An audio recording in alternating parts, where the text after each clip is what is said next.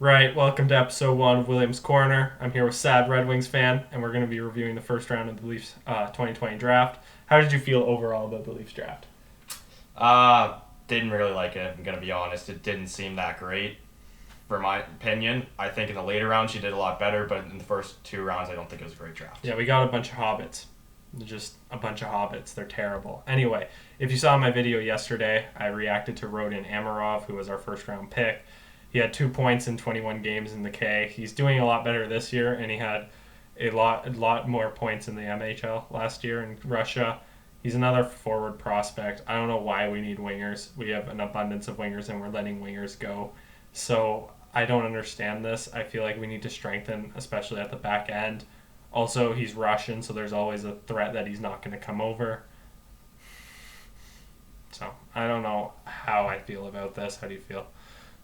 I feel it's a weird pick, especially with the forward depth that the Leafs already have, especially not just in the NHL, but in the AHL system that they already have. We got a bunch of Russians over there, too. Yeah, but there was also defenseman there, which makes me weird because it just seemed like they were going to pick Braden Schneider. Caden Gooley was still there, which kind of shocked me, too. I thought someone else was going to take Caden Gooley. Caden Gooley was still there. Braden Schneider was still there. I thought that was going to be an easy pick. They pick Amarov, which I just don't understand because he is a forward, whereas what their need is defenseman. That is what they need. That is what is holding them back from being able to succeed and make it past the first round. I feel like Dubas just drafts short Russian dudes that are good skaters and good puck handlers. Like, what about Mikheyev? He's pretty tall. Well, Mikheyev was a Babcock guy. That's fair. Anyway, our second pick was Roni Horovin out of Finland, 16 points in 52 games. He was playing pro hockey, so credit to him. Big tough guy, got drafted. Well, not big tough guy, but good job in playing pro hockey. He's like another Hobbit, super tiny, weighs less than me, way shorter than me. He had numbers, 16 points, 52 games again in Finland. Sounds like my AA numbers. I don't know how I feel about this kid. We do need center depth, and he's already playing. Got drafted in the middle of a game. That's good on him, but I don't know much about him. What do you know about him? Not much. 5'9", doesn't weigh very much. Seems like a pretty skilled player. To be able to play in the Finnish league and play pro hockey is pretty good. Again, going back to Amarov, he is playing in the KHL as a very young kid. So similar to him and Horovin, they're both young kids who are being able to play in top leagues in their country, which is very good at such a young age. But again, I think they do need center depth more than they need wing depth, but I just don't understand the pick when there is a good defenseman still on the board. Okay. And then we finally got a defenseman, Tappi Niemela, also from Finland. 7 points, 43 games.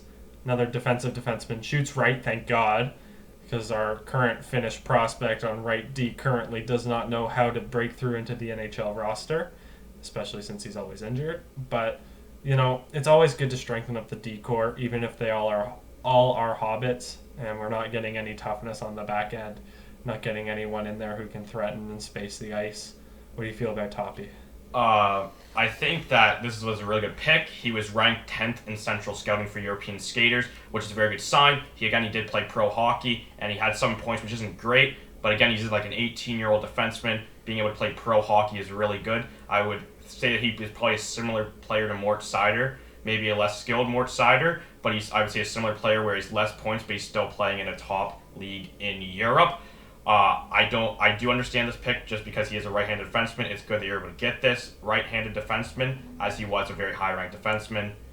So I kind of like this pick, actually. So he's kind of like Lucas Raymond, the fact that he didn't have much points in a big European league, and you took him with the top 5 pick. We don't talk about Lucas Raymond. We don't talk about Mort Seider until they show up in the NHL. Okay.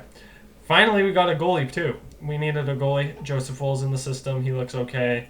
We have Jack Campbell. We have Kasky Swo, God rest his soul. He got murdered alive against the Pittsburgh Penguins last season. This guy, Artur Akiamatov, had a .931 in 46 games and a 1.80 goals against average in the MHL.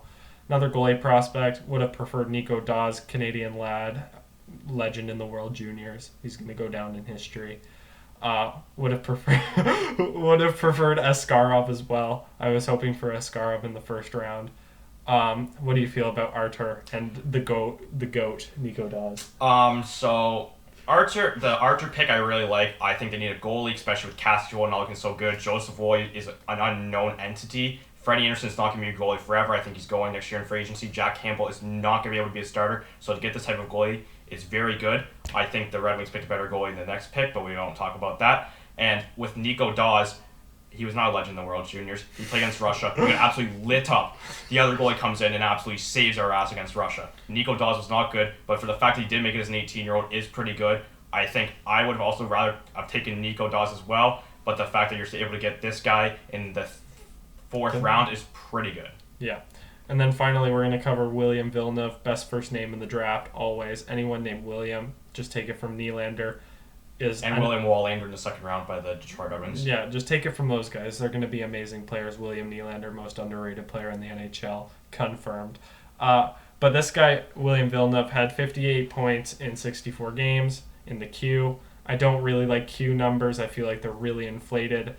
Other than first overall picks, I don't think Q guys pan out too much.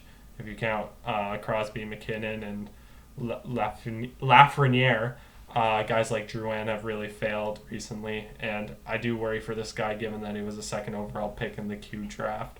Would have preferred some Prairie Boys, but what do you think about William? I think that, similar to you, I don't really like the Quebec League.